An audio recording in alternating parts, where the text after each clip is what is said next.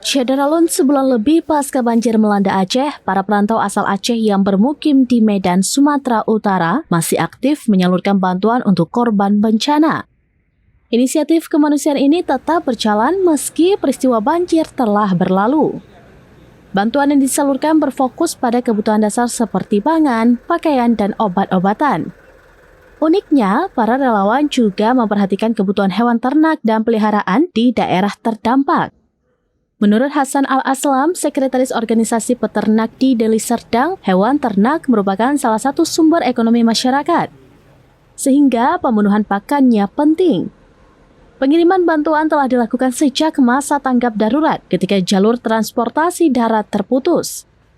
Relawan sempat menghadapi kendala medan berat di Besitang yang memaksa mereka mengubah rute dari darat ke laut melalui Pangkalan Susul Langkat.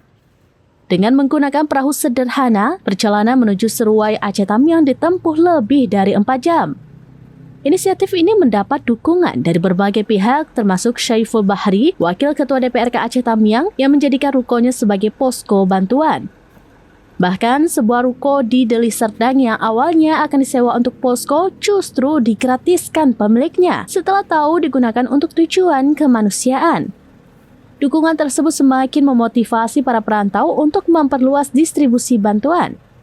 Tidak hanya ke Aceh Tamiang, mereka juga telah menyalurkan bantuan ke Desa Pinangan di Aceh Tengah untuk korban banjir dan longsor. Yang kita utamakan itu pertama sembako, bang, kebutuhan pokok yang kita utamakan di sini.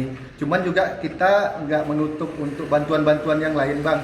Jadi seperti air bersih, pakaian-pakaian juga semua kita tampung di sini, bang. Nah, malah karena kami basicnya saya dengan Pak Fadila juga dokter hewan, termasuk untuk hewan pun kita sediakan juga. Dari Aceh Tamiang, Rahmawi Guna, serambinews.com. Download Tribun X sekarang, menghadirkan lokal menjadi Indonesia.